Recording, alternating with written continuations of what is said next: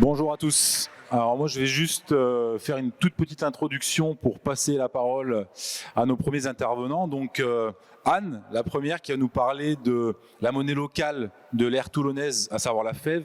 Donc tout le monde entend parler de monnaie locale. Qu'est-ce que c'est les monnaies locales? Eh ben, on va dire que dans une certaine mesure, c'est des monnaies qui servent un petit peu à s'affranchir. Alors je dis bien dans une certaine mesure, puisqu'elles sont soumises quand même à des règles très strictes, mais à s'affranchir un petit peu du système fiduciaire traditionnel.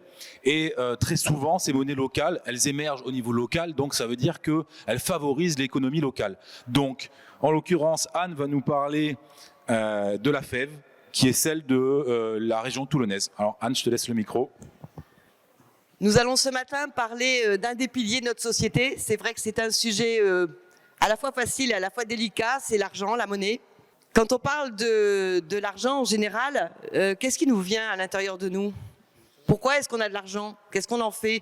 Pourquoi est-ce qu'aujourd'hui on essaye justement de changer un peu ça avec des nouveaux systèmes? Par exemple la monnaie locale citoyenne complémentaire, la fève, et vous le verrez après avec Jean-Alain, donc la jaune. Qu'est-ce que c'est que l'argent? J'avais envie de vous poser une question au départ. Pour vous, si on doit donner une définition générale, qu'est-ce que c'est que l'argent? C'est ce qu'on a engendré par le travail, par exemple. Une autre? L'abondance. Voilà, un moyen d'échange. Avant de démarrer nos deux interventions, j'avais envie qu'on réfléchisse un peu de manière générale, avant d'aller dans le détail de c'est quoi une monnaie locale ou c'est quoi la joule. L'argent, c'est un moyen d'échange. Est-ce que ça vous va bien comme définition, ça? Est-ce que c'est suffisant? Donc, j'ai besoin d'argent uniquement si j'ai besoin d'échanger. Il y a la question de la valeur, tout à fait. La valeur d'aujourd'hui ne sera peut-être pas celle de demain, n'était pas celle d'hier. Ce que j'avais envie, avant de rentrer dans le détail de ce qu'est la monnaie locale, c'est vraiment de travailler à l'intérieur de soi, là, et collectivement ensemble. C'est un moyen d'échange. On est bien souvent éloigné de cette définition très simple. J'ai besoin d'argent si j'ai besoin d'échanger.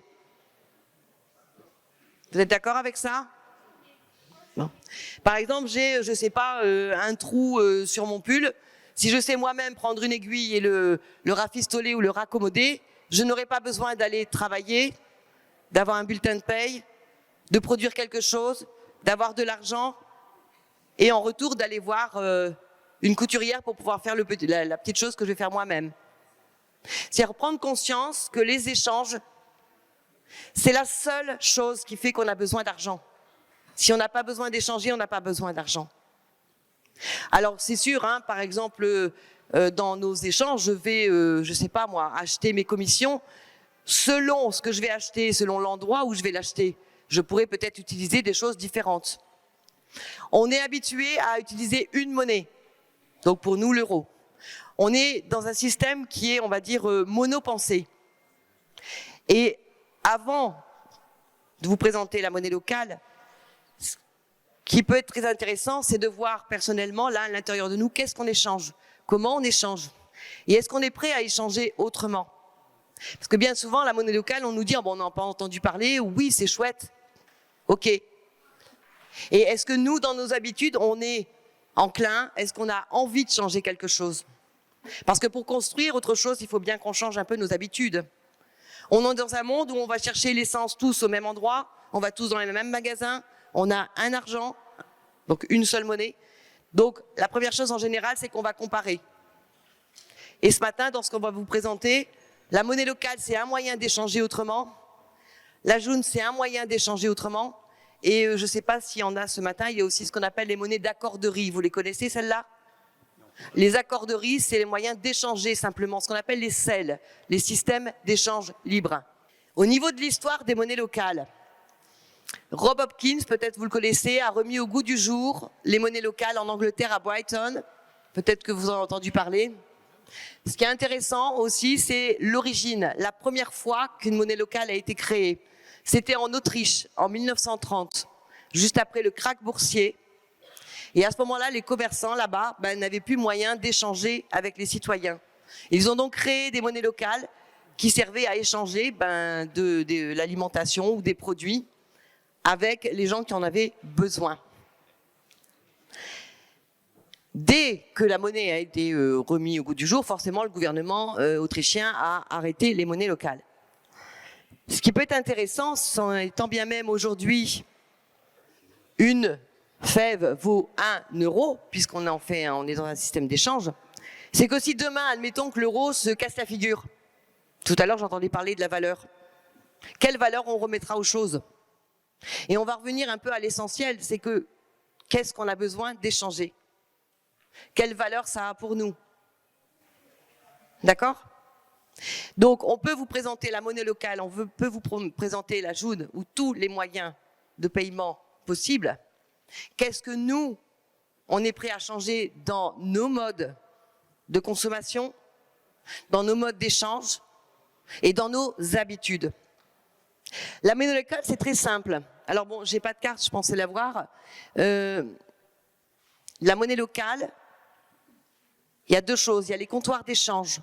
Donc sur notre territoire, nous avons plusieurs points où nous pouvons aller échanger des euros contre des billets de la fève.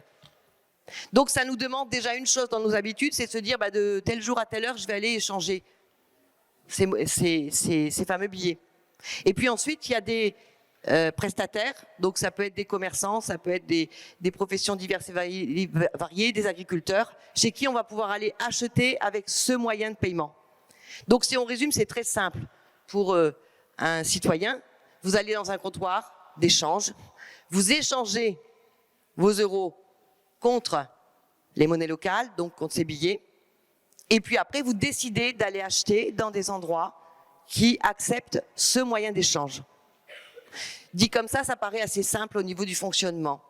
Par contre, dans nos habitudes, est-ce qu'on va être enclin à changer notre manière d'acheter, les endroits où on va acheter, ceux qu'on va acheter, et à prendre le temps de pouvoir aller justement utiliser cette monnaie, parce que ça demande du temps d'aller à tel endroit, de changer un petit peu. Aujourd'hui, je ne sais pas si on a vraiment conscience du pouvoir de l'argent sur nos vies au quotidien, parce qu'on en a été éloigné. On utilise beaucoup plus une carte bancaire ou ce qu'on appelle le téléphone pour pouvoir payer. Demain, admettons, je reviens là-dessus parce que c'est peut-être une possibilité, si l'euro se casse la figure, comment on va faire? Et là, on peut vous présenter toutes les monnaies possibles et inimaginables. C'est bien nous, en tant que citoyens, qui prendrons la décision. Là. Ah, comme ça. Là. Excusez-moi, je régule un peu ça, j'ai peur. Vous entendez ou pas? Ça va? C'est difficile? Ouais. Ça va. Merci. Dans les monnaies et dans tout ce qui est créé en ce moment, il y a ce qu'on appelle la petite histoire et la grande histoire. Pour moi, la grande histoire, c'est l'argent. C'est ce dont on est en train de parler. C'est quoi l'argent? Comment, pour nous, comment on le considère? Il y a des gens qui veulent une société avec plus du tout d'argent. Il y a des gens qui veulent une société avec beaucoup d'argent, et on le voit à travers le système actuel. Je pense que ce qui est important, c'est bien de voir aujourd'hui qu'on est dans une transition. On n'est pas encore dans un monde où on peut ou l'utiliser ou ne pas l'utiliser. Par contre, chacun à l'intérieur de soi, on peut prendre la décision de l'utiliser autrement. Dans les échanges, par exemple, c'est sûr que, par exemple, j'ai un exemple très simple, hein. EDF, j'ai de l'électricité chez moi, je ne suis pas autonome encore en électricité. Si j'envoie les tomates de mon jardin, je ne vais pas appuyer pendant longtemps sur le bouton, parce qu'ils ne vont pas accepter ce moyen de paiement. Et on est bien dans l'acceptation. Tant sur le moyen de paiement, les commerçants, etc., que nous, citoyens, qu'est-ce qu'on accepte et qu'est-ce qu'on a envie de changer. Et je pense qu'avant de voir ces jolis billets, hein, alors vous les voyez de loin, vous irez les voir peut-être là-bas au niveau du stand. Quand on les met bout à bout, on a la tranche de notre territoire avec la mer, le ciel, la terre, etc. C'est très joli, ok. Qu'est-ce qu'on est prêt, nous, à l'intérieur de nous, à faire pour choisir cette monnaie, pour choisir la jaune, et pour essayer de construire un peu autre chose dans notre société de demain. Et là, j'ai un trou. Donc ça, c'était la grande histoire. Pardon, excusez-moi, je suis un peu émue. Donc la petite histoire, c'est les quelques citoyens qui ont créé ça. La création d'une monnaie locale, comme elle implique, elle est locale. À qui elle appartient? À tout le monde. Dans le système de la création de la monnaie locale, la FEV, sur l'ère citoyenne, donc comme je le disais tout à l'heure, c'est quelques citoyens qui sont mis autour d'une table et qui se sont dit on va créer ça. Et c'est une création de toutes pièces. C'est-à-dire que ces billets que vous voyez, il a fallu décider quel papier, quelle couleur, quel graphisme, etc., etc. Donc il y a tout le processus de création qui a été mené depuis 2016 sur le territoire, avec pas beaucoup de moyens au départ. Ce qui est important de comprendre, c'est qu'on n'est pas les seuls. Ce qui a été fait sur l'aire toulonnaise par cette équipe, donc vous verrez le stand, il y a Marc et André qui sont là-bas, il y a Pia, etc. Je ne sais pas qui d'autre est là aujourd'hui. Sur le territoire français, national, il y a 80 ou 85, je ne sais plus. Non, Pia, 80, 85 85 monnaies locales. Qu'est-ce que ça veut dire? Imaginez le territoire de la France et imaginez 80 points, 80 endroits où il y a des monnaies locales. Ça veut dire que nous, ici, celles-là, on ne les changera que chez nous, que sur le territoire donc, du Var, à peu près. Par contre, sur les territoires voisins, il y en a d'autres. Et aujourd'hui, c'est important de savoir qu'il y a un réseau qui s'est mis en place pour que d'un territoire à l'autre, on puisse utiliser nos monnaies locales sur d'autres territoires. Enfin, c'est un peu plus compliqué que ça, mais c'est pas, je ne suis pas là ce matin pour vous prendre la tête avec le processus. La question que j'ai envie de vous poser, c'est que quand vous voyez ça, qu'est-ce qui vous vient à l'esprit? Quelle question, qu'est-ce que vous aimeriez savoir pour pouvoir vous en servir? Moi, je peux vous donner le processus de création de H jusqu'à Z, ok? Qu'est-ce que ça vous évoque? Et qu'est-ce qui ferait que vous serez enclin à utiliser une monnaie locale? Si vous voulez bien poser des questions un par un, que je puisse... La confiance. Alors, est-ce que vous auriez confiance en une bande de citoyens qui a créé une monnaie et qui vous explique, voilà, cette monnaie-là, elle nous appartient. Elle nous appartient parce que c'est nous qui l'avons créée, que l'échange se fait en toute transparence avec un compte à la nef où les euros sont bloqués, et que les commerçants chez qui vous allez aller payer en FEV ont un questionnaire et passent ce qu'on appelle par un comité d'éthique pour que ça puisse adhérer à une chose qui, je pense, est ce qui nous anime, et j'oserais dire que c'est nos points communs, ce sont nos valeurs. Les commerçants qui acceptent la FEV, les citoyens qui signent et qui prennent la FEV, on va être dans des valeurs dans lesquelles, à votre avis, le bien commun,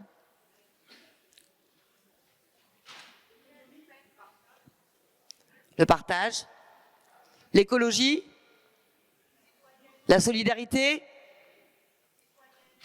citoyenne, l'équité,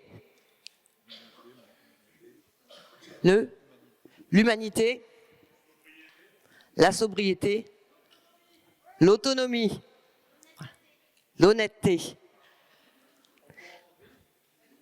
On peut en produire ça? Ah oui, autant qu'on veut. Oui. Alors, tout à l'heure, il y a un mot qui a été prononcé, c'est la confiance. Et ça, c'est fondamental. Dans l'histoire des monnaies, je ne sais pas si vous connaissez l'origine, une des premières, alors moi, je n'ai pas la science infuse, Jean-Alain connaît beaucoup mieux que moi. Un des premiers échanges a été fait comment? Il y a très longtemps, par les premiers marchands qui voyageaient sur le monde et qui échangeaient, donc je ne sais pas, de la soie contre du café, par exemple. C'était une pièce coupée en deux. D'accord? Une pièce coupée d'une certaine manière. Et en fait, quand les deux personnes se rencontraient, en mettant les pièces ensemble, elles voyaient que c'était effectivement la monnaie qui avait été coupée au départ. Alors je dis la monnaie, c'était un jeton ou un morceau de... Peu importe. La confiance est vraiment la chose primordiale. Et dans le monde monétaire, aujourd'hui, il y a un mot qui a été complètement, on va dire, mis un peu de côté, qui est utilisé dans le côté de la finance, de la comptabilité. Peut-être vous le connaissez, c'est fiduciaire. Un des premiers mots utilisés pour la monnaie, c'était fiduciaire. Vous le connaissez, ce mot? Alors, c'est quoi l'origine? C'est quoi la signification de fiduciaire? Exactement, c'est la confiance. Le mot qui avait été créé à l'origine pour les monnaies, c'était un mot qui recelait une chose fondamentale pour pouvoir échanger ou avoir confiance dans un moyen de paiement, c'était la confiance. D'accord? C'était un système fiduciaire. Si on revient ici et maintenant, ça c'est non, ça je vais te le laisser. Les banques ont été un système en qui on a eu confiance. Il a fallu avoir confiance pour déposer de l'argent chez quelqu'un et aller vaquer à ses occupations et faire ses achats. Et ça, Jean-Alain vous en parlera tout à l'heure. Alors, je reviens sur les monnaies locales. Je vous posais une question.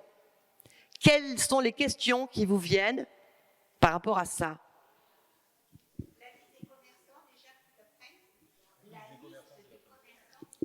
D'accord. Alors, la première chose que je vais vous inviter à faire quand vous rentrerez chez vous, c'est d'aller sur Internet, de taper lafev83.fr. Sur ce site, vous aurez un petit film explicatif et vous aurez une carte. Donc, ça répond à la question. Donc, on a fait une carte avec dessus des petits points qui sont tous les commerçants qui acceptent la FEV. Tous ces commerçants, comme j'ai dit tout à l'heure, sont passés par un comité d'éthique, c'est-à-dire qu'ils adhèrent aux valeurs de la FEV. Citoyenneté, solidarité, écologie, partage, etc. Donc on a tenu à créer ce comité d'éthique pour que la personne qui fait circuler cette monnaie soit éthique et soit dans les valeurs qu'on a envie de construire dans nos sociétés et celles qu'on recèle. Sur le site, vous trouverez aussi des petits points violets qui sont les comptoirs d'échange. Il doit en avoir 5 ou 6 actuellement sur le territoire. Dans ces comptoirs, vous pourrez échanger vos euros contre les FEV. Ça répond à la question? Un autre point, qu'est-ce que vous aimeriez savoir sur les monnaies locales?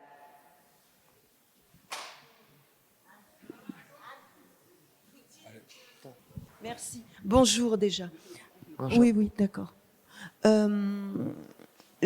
Vous dites que je dois échanger des euros contre des fèves. Mais ces euros, la personne qui reçoit ces euros, ça passe où? Ça va où? Ok.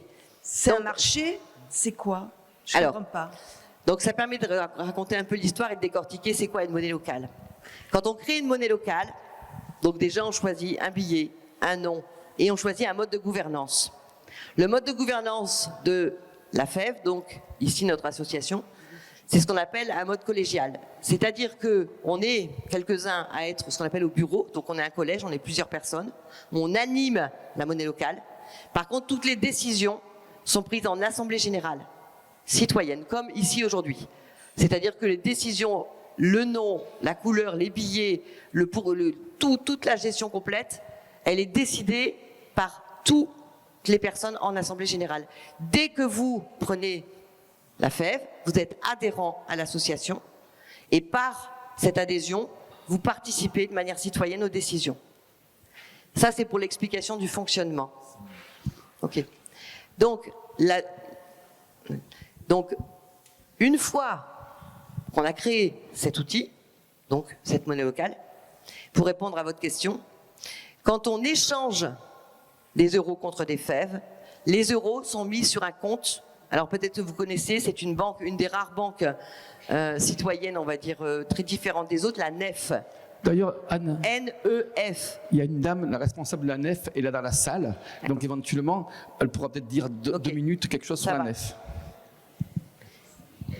Donc les euros sont, entre guillemets, neutralisés, c'est-à-dire qu'ils sont sur un compte. Et ce compte, il est bloqué. On n'y touche pas. Si l'euro se cassait la figure, admettons, là on peut rentrer dans l'imaginaire, l'imagination de ce qu'on pourrait faire. On ne sait pas, puisque ça n'est pas arrivé. Par contre, demain, on pourra peut-être mettre une valeur nous-mêmes. Peut-être qu'on pourra décider que la baguette de pain sera à une demi-fève. D'accord? Aujourd'hui, on n'est pas dans ce cas de figure. Aujourd'hui, l'euro existe et il est là. Ce que je veux dire par là, quand on dit qu'on le met sur un compte bancaire et qu'on le bloque, c'est qu'en fait, c'est comme si on soustrait une somme d'euros là, de la circulation monétaire sur notre territoire, on la met sur ce compte à la NEF, et à la place, on utilise un billet qu'on a créé nous-mêmes. Ce qui est peut-être un peu difficile à comprendre, c'est que là, on est sur des microcosmes, sur une, entre guillemets, petite monnaie avec peu de monnaie qui circule. Je vais terminer là-dessus, c'est qu'il y a un exemple en France qui est assez formidable, c'est le Pays Basque. Il y a une monnaie locale qui s'appelle le Chco, et le Chco, là-bas, il y a un peu plus d'1,5 million de Chco en circulation. Ça veut dire 1,5 million d'euros sur un compte à la nef. Qu'est-ce que ça veut dire? Qu'avec la masse monétaire qu'ils ont réussi à neutraliser, les euros qui sont à la nef font des petits, comme tout argent placé. Ils financent des projets, ils financent des associations, ils aident leur territoire au niveau économique. Juste un petit commentaire avant de passer la main. Je sais qu'il y a beaucoup de gens qui ne viennent pas forcément de la région toulonnaise. On sait qu'il y a des gens qui viennent des Alpes-Maritimes ou d'autres départements peut-être. Que ça ne vous arrête pas de vous intéresser aux monnaies alternatives, puisqu'il y a aujourd'hui énormément d'initiatives. Vous pouvez juste taper monnaie alternative sur Internet et vous verrez très certainement dans vos régions des monnaies alternatives qui fonctionnent sur le même principe. Échanges locaux, éthique, partage, sincérité, honnêteté, valeur, etc. Donc je vous encourage à aller vous renseigner et peut-être vous intéresser ou vous approcher des monnaies locales de vos départements ou de vos régions. Voilà. Je te passe la main. Alors, excuse-moi, c'est quoi? Nathalie. Je passe la main à Nathalie pour une très brève introduction de la nef. Voilà, donc notre ami a parlé de la nef. La nef, c'est une banque éthique. Nef, ça veut dire nouvelle économie fraternelle. Donc, si vous avez de l'épargne, pensez à supprimer vos comptes d'épargne et à les transférer sur une banque éthique. C'est une banque qui existe depuis 40 ans, une banque transparente, éthique, coopérative. Ouvrir un compte d'épargne, par contre, il n'y a pas encore de compte courant. Ça, c'est un rêve qui se réalisera peut-être dans quelques temps. Il y a que les comptes courants qui commencent pour les professionnels uniquement. Par contre, le cœur de métier de la nef, c'est surtout de financer les projets alternatifs. Donc, la plupart de vos biocoop, tous ceux qui ont un projet éthique, pensez à passer par la nef, c'est-à-dire d'être en accord avec vos valeurs. Donc, ce qui porte la nef, ce sont ses valeurs. Elle a été créée par des parents d'élèves et des maraîchers. À la base, c'est donc une finance qui soit indépendante, qui ne soit pas placée sur les marchés, qui ne spécule pas. Donc voilà, pensez qu'elle existe.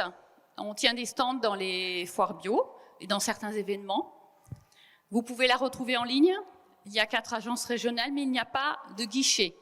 Par contre, il y a des banquiers itinérants qui se déplacent si vous avez des projets professionnels. Donc, si vous avez des projets professionnels, vous pouvez faire appel soit au site de crowdfunding, appel à dons par la nef, ça s'appelle Zest. Vous pouvez avoir des crédits en complément s'il y a besoin. Et les particuliers, vous pouvez faire de l'épargne soit à terme, soit à vue. Voilà. En attendant les futurs comptes courants. Merci Nathalie. Donc je disais, la prochaine intervention, c'est Jean-Alain qui va nous parler des monnaies numériques. Alors je sais que vous entendez beaucoup parler des monnaies numériques, il y a beaucoup de gens qui ne savent pas vraiment ce que c'est ou qui en ont peur. Donc à raison, puisque aujourd'hui, à raison ou pas, parce qu'il y a une partie des technologies numériques qui servent évidemment à la spéculation, au capital, à enrichir toujours les mêmes. Mais là où ça devient intéressant, c'est que les outils numériques et notamment les monnaies numériques sont des outils. Et ces outils, s'ils sont utilisés au service du citoyen, on peut faire de belles choses avec. Voilà. Donc c'est un peu le but de la présentation de Jean-Alain. Jean-Alain va nous parler de ces initiatives citoyennes qui reposent sur des technologies modernes. Donc voilà, Jean-Alain, je te laisse le micro. Excusez-moi, je suis un petit peu essoufflé, mais c'est trop fort. Je suis un petit peu essoufflé, mais je viens de traverser une ville où tout le monde courait. Je ne pourrais pas vous dire laquelle, je l'ai traversée en courant. Quoique, au début, je marchais normalement. Mais quand j'ai vu que tout le monde courait, je me suis mis à courir, comme tout le monde, sans raison. À un moment, je courais coude à coude à côté d'un monsieur, un certain Raymond. Et je lui demande, dites-moi monsieur, pourquoi ces gens courent-ils comme des fous? Et vous savez ce qu'il m'a répondu? Mais parce que ils le sont. Vous êtes dans une ville de fous ici. Vous n'êtes pas au courant? J'ai fait, si, des bruits ont couru. Ils courent toujours. Mais qu'est-ce qui fait courir tous ces gens comme des fous? Tout. Ils courent au plus pressé, il court pour elle court pour lui. Tenez, lui là, il court pour la gloire. Lui, il court pour l'honneur. Elle, magnifique, mais elle court à sa perte. Mais pourquoi court-il aussi vite? Pour gagner du temps. Parce que le temps, c'est de l'argent. Plus ils courent vite, plus ils en gagnent. Mais où courent-ils? À la banque. Le temps d'y déposer leur argent sur un compte courant, ils partent aussitôt, toujours courant, en gagner d'autres. Mais que font-ils le reste du temps? Ils courent faire leurs courses au marché. Mais pourquoi font-ils leurs courses en courant? Mais je vous l'ai dit, parce qu'ils sont fous. Mais ils pourraient tout aussi bien faire leur marché en marchant tout en étant fous. On voit que vous ne les connaissez pas bien. D'abord, le fou n'aime pas la marche. Ah bon? Pourquoi? Parce qu'il la rate. Lui, pourtant, là-bas, il marche. Oui, mais lui, c'est un contestataire. Il en avait assez de courir comme un fou, alors il a organisé une marche de protestation. Il n'a pas l'air très suivi. Si, au contraire. Mais ceux qui le suivent courent. Il est dépassé. Mais vous, dites-moi, vous pouvez me dire ce que vous faites ici? Oui, bien sûr. Moi, j'expédie les affaires courantes. Et là aussi, les affaires ne marchent pas. Mais où courez-vous? À la banque. Ah, ben oui, bien sûr, pour y déposer votre argent. Mais non, pour le retirer. Je ne suis pas fou, moi. Mais si vous n'êtes pas fou, pourquoi vous restez dans une ville où tout le monde l'est? Mais parce que j'y gagne un pognon de dingue. C'est moi le banquier.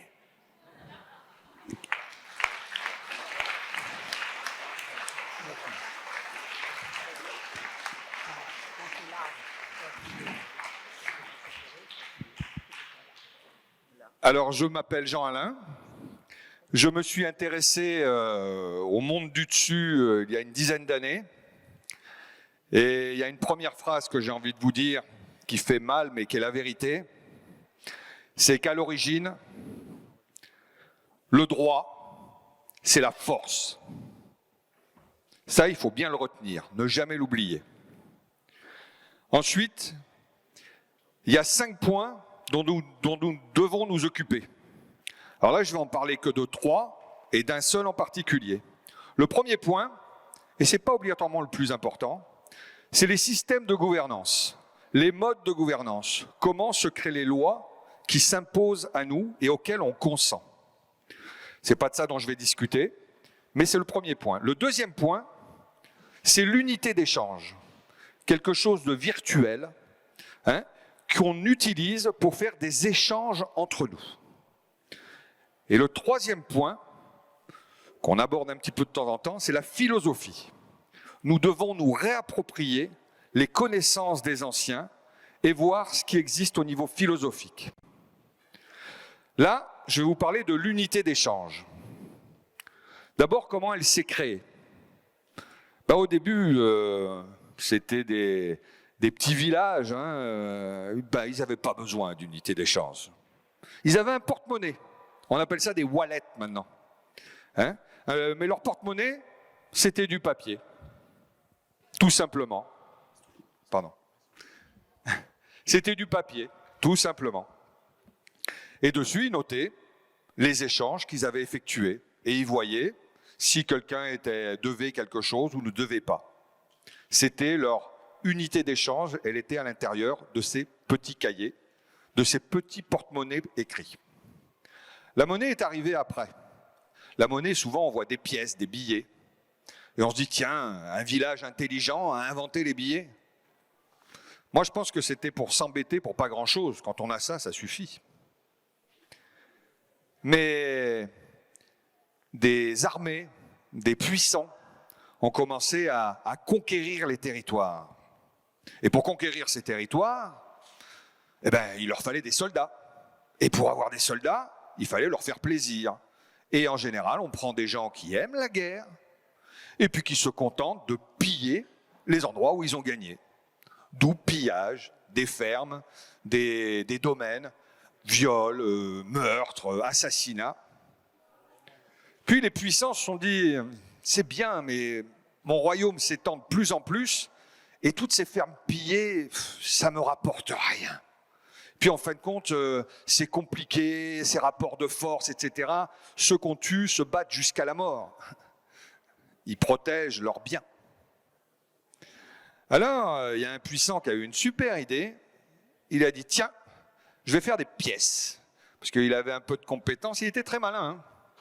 Il a dit, je vais faire des pièces, je vais faire des unités d'échange sous forme de pièces sur lesquelles je mettrai ma tête. Et puis je vais les faire avec un métal rare, de l'or, de l'argent, du cuivre.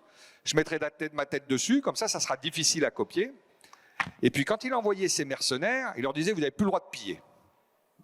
Avant de piller, vous devez proposer quelque chose aux paysans. Vous allez dire aux paysans, tiens, je te donne 100 pièces et je pille pas ta ferme. Alors bon, donner 100 pièces et je pille que la moitié de ta ferme, je viole pas ta femme et je te tue pas et je te laisse 3 de tes enfants, il n'y en a qu'un qui devient esclave.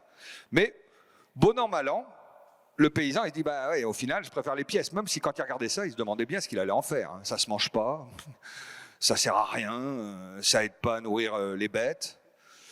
Puis le mercenaire, il dit, attention, il y a une condition quand même à tout ça en plus, c'est que quand je vais revenir l'année prochaine, eh ben, tu devras me donner le double ou 50% de plus de viol. Je t'en ai donné 100, il faudra m'en donner 150. Sinon, je pille, je tue, je viole. Qu'est-ce qu'ils ont fait, les paysans? C'est des travailleurs, c'est pas des militaires, puis c'est des gens non violents, un peu comme nous. Hein, on dit, bon, bah, de toute façon, on va pas prendre les armes.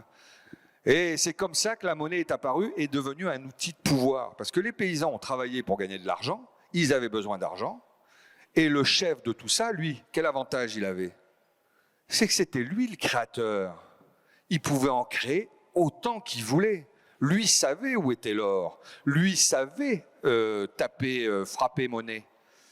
Donc ça a été un moyen de contrôler l'État ou le pays ou la contrée qu'il avait conquis. C'est une des manières, de mon point de vue, dont s'est créée la monnaie et dont il faut avoir conscience. On va avancer et on va venir à de nos jours. De nos jours, tout est basé sur notre éducation qui nous est donnée par nos parents, qui ont été éduqués avant par les leurs, mais toujours par une école. Donc, qui, ici, je vais demander de lever le doigt, sait de manière assez claire comment se crée la monnaie et qui a le pouvoir de décision sur cette création monétaire? Qui le sait de manière assez claire? 1, 2, 3, 4, 5, 6, 7. Il y a encore, on va dire, une dizaine d'années, il n'y avait presque qu'un seul doigt qui se levait. Et ça, nous devons tous prendre conscience qu'il faut comprendre comment se crée l'unité d'échange. Nous devons nous réapproprier cela autant que le système de gouvernance, c'est-à-dire d'accepter le système de gouvernance dans lequel on est. C'est aussi important. Une des preuves fondamentales, c'est que, au début, je disais, à l'origine, le droit, c'est la force. On voit ce qui se passe actuellement en Ukraine. La force a pris le dessus. Donc, on n'écoute plus particulièrement les populations. Par contre, on voit qu'il y a un combat monétaire à côté qui est énorme. Et ils se battent là-dessus.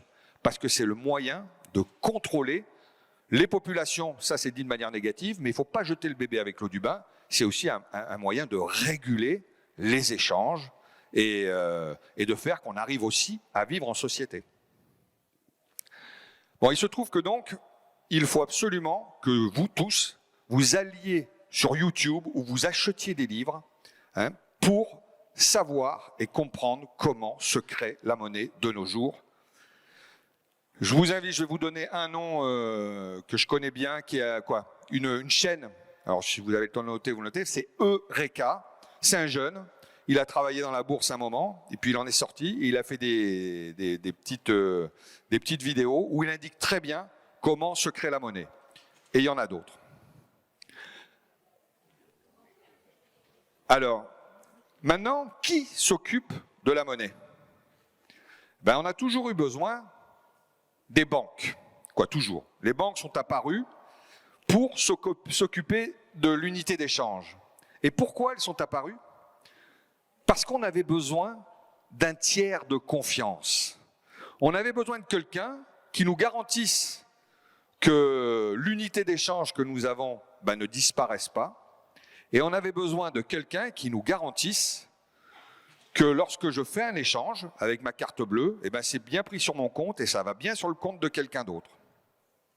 Alors ils nous le garantissent à leur manière, hein. C'est-à-dire que l'unité d'échange que vous avez sur les comptes des banques actuellement, ils en font ce qu'ils veulent et même à la base, au niveau de la loi, ça leur appartient.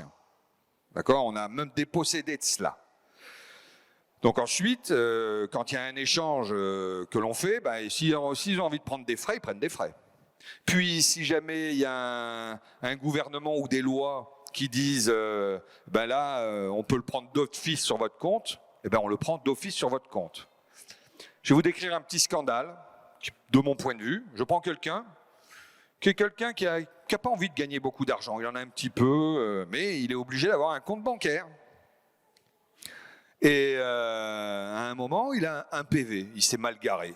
Il doit payer 130 €. Il n'a pas vu le courrier, ça passe à 500 €. Bon, je passe les détails. Et d'un seul coup, il y a l'État qui dit à la banque, vous lui prenez 500 €. Là, on ne peut rien faire. Donc, la banque va accepter de donner les 500 € à l'État. Le problème, c'est qu'il y a une loi, une bonne loi. Il n'y a pas que des mauvaises choses. Quand je dis qu'il ne faut pas jeter le bébé avec l'eau du bain, c'est qu'il y a des bonnes choses. Il y a une loi qui dit non, vous ne pouvez pas prendre tout ce qu'il y a en dessous de 500 parce que la personne peut en avoir besoin pour se nourrir, pour nourrir ses enfants. Donc, la banque dit non, vu la loi que vous avez faite, vous n'aurez pas ces 500 €. Par contre, la banque, comme elle a reçu ce qu'on appelle un ATD, dans ses conditions générales de vente, elle va mettre, moi quand je reçois un ATD, je vous facture 50 € de frais. Donc, l'État ne reçoit pas ses sous, par contre la banque, elle vous prend les 50 €. En plus, il se trouve que j'avais, par exemple, que 40 € sur mon compte. D'un seul coup, je passe à moins 10. Ah, frais de découvert. Merde! J'appelle pour râler, indigné, en disant c'est à moi, puis vous êtes en train je vis chichement. Ah, vous m'emmerdez, je vous mets Banque de France. Et la loi, nous, elle sera jamais vraiment de notre côté. Puis c'est même pas intéressant, ça nous intéresse pas. Je trouve ça scandaleux. Et c'est ce genre de choses-là qui me font penser qu'il faut qu'on reprenne de l'autonomie, de l'indépendance et reprendre en main le législatif. Donc, c'est bien triste ce que je vous ai raconté. Maintenant, je vais raconter une histoire qui est l'histoire des crypto-jetons. Ah, je sais, ça fait peur, parce que le premier auquel on pense, c'est le Bitcoin. Ah, spéculation! Ouais, la spéculation, elle est partout, hein, même sur l'euro. Hein. Vous allez voir là ce qu'on va prendre dans la tête au niveau spéculation. Alors nous, on voit ça comme de l'inflation, mais vous inquiétez pas, hein, l'inflation, c'est la spéculation de ceux qui sont au-dessus et qui nous font payer à nous. Hein. Ça, il n'y a pas de problème. Donc, spéculation. Après, c'est la mafia, ils ont acheté de la drogue avec ça. Alors écoutez, tout ce qui vient de la technologie blockchain, il n'y a rien de plus transparent. Tout est transparent. Sauf peut-être le point de départ, et encore, c'est-à-dire le moment où on crée son porte-monnaie de crypto-jetons, parce qu'il y a des porte-monnaies, on crée ces porte-monnaies de crypto-jetons, où là, on donne un pseudonyme, mais si au moment où on le fait, on passe par un central, on donne en plus son identité. Et pour la petite histoire, si effectivement au début, les crypto-jetons, dont le Bitcoin essentiellement, a servi à faire un petit peu de blagues, de noirs, ou a servi même à des mafieux, ils ont tous été pratiquement repris derrière. Parce que quand ils ont voulu transformer leur Bitcoin en dollars, eh ben, ils se sont tous fait prendre parce que tout est transparent. Alors, pourquoi je vous parle d'un crypto-jeton qui, en plus, n'a pas super belle réputation? Ben parce qu'il a un énorme pouvoir. C'est le pouvoir de la blockchain. C'est une technologie. Alors ça aussi, quand je dis ça, ouais, mais ça consomme de l'électricité. Et puis quand tout va s'écrouler, qu'est-ce qu'on va faire? Alors d'abord, c'est vrai, ça consomme de l'électricité, mais 10 à 20 fois moins que le système bancaire. Et en plus, le Bitcoin a un protocole de fonctionnement où il consomme pas mal d'électricité par son mode de création.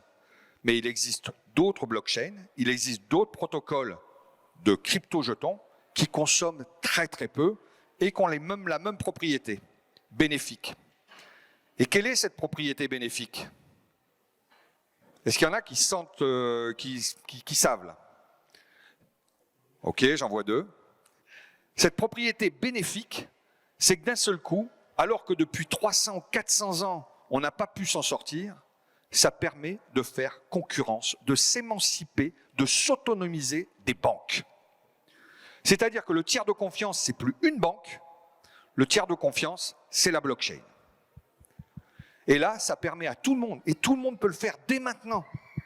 Vous créez sur votre téléphone, sur votre ordinateur, un petit porte-monnaie numérique, et dessus, vous pouvez mettre des jetons que vous achetez.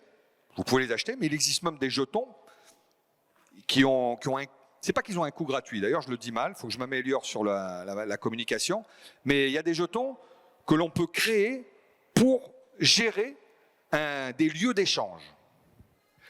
Donc, et l'avantage de ces crypto-jetons, il en existe plusieurs, hein. C'est la dernière fois que je vais dire le mot Bitcoin, c'est que le Bitcoin c'est un crypto-jeton, c'est une unité d'échange, rien de plus.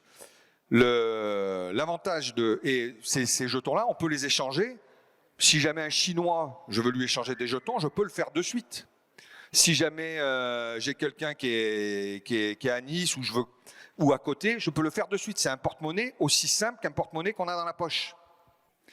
Et ça, il faut que vous étudiez, que vous vous appropriez cette possibilité des crypto-jetons à éviter les banques, à travailler, à utiliser une unité d'échange sans les banques. Est-ce que là, je vais voir s'il y a une question.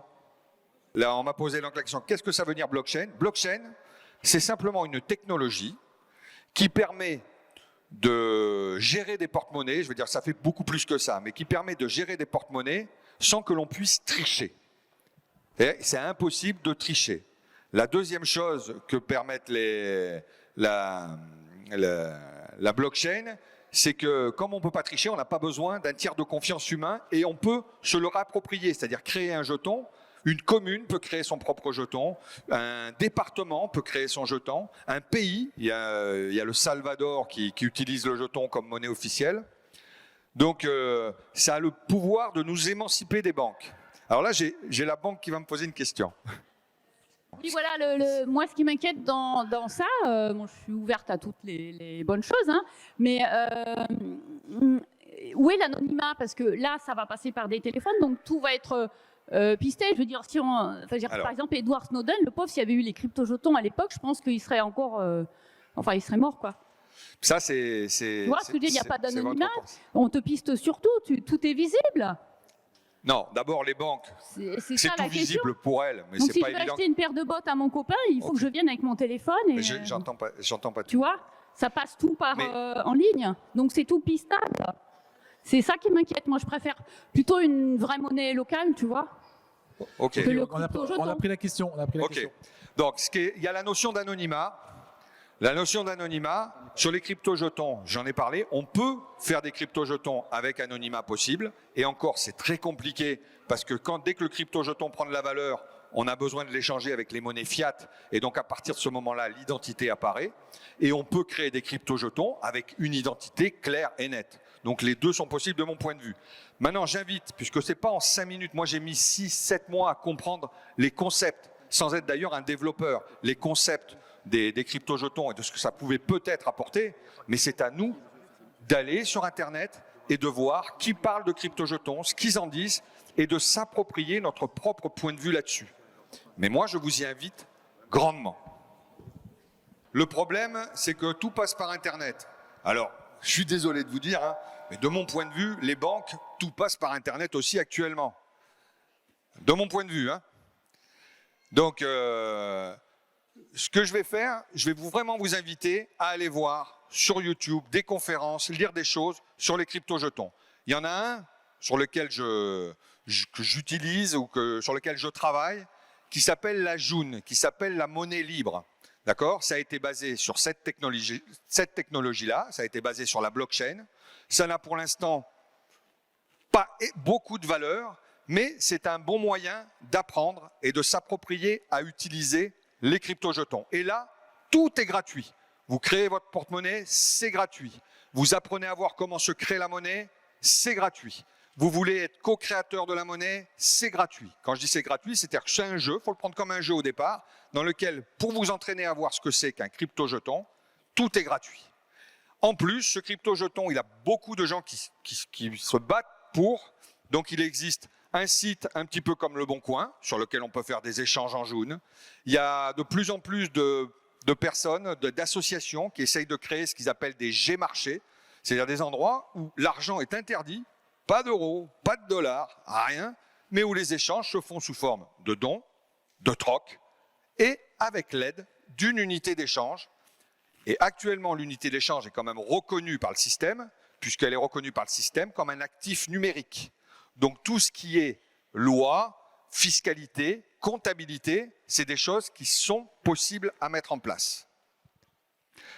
Alors comme de toutes les manières, moi je ne sais pas tout, personne ne sait tout, qu'il faut s'informer, c'est la meilleure des solutions. Je vais vous interpréter des paroles. Donc c'est, je crois, le papa de Anne qui adorait ces paroles-là. Quand j'étais gosse, haut comme 3 pommes, je parlais bien fort pour être un homme. Je disais, je sais, je sais, je sais. C'était le début. C'était le printemps.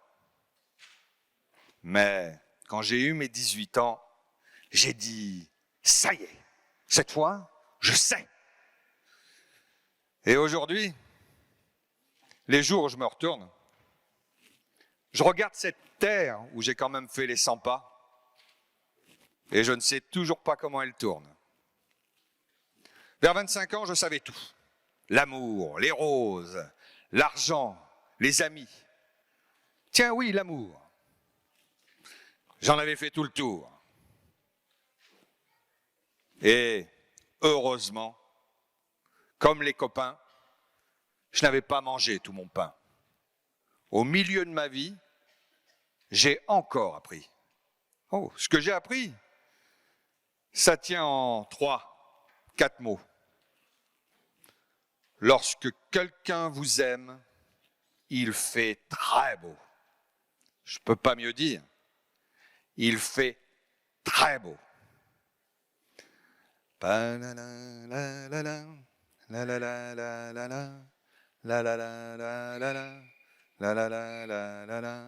C'est encore ce qui m'étonne dans la vie, moi qui suis à l'automne de ma vie. On oublie tant de soirs de tristesse, mais jamais un matin de tendresse. Toute ma jeunesse, j'ai voulu dire je sais. Et plus je cherchais, moins je savais. Il y a 60 coups qui vont sonner à mon horloge. Je suis encore à ma fenêtre, je regarde, je m'interroge. Maintenant, je sais. Je sais qu'on ne sait jamais. La vie, l'amour, l'argent, les amis et les roses. On ne sait jamais le bruit ni la couleur des choses. C'est tout ce qu'on sait, c'est tout ce que je sais, mais ça, on le sait. Mais ça, je le sais. Quand on n'a que l'amour pour unique raison, quand on n'a que l'amour à offrir en partage.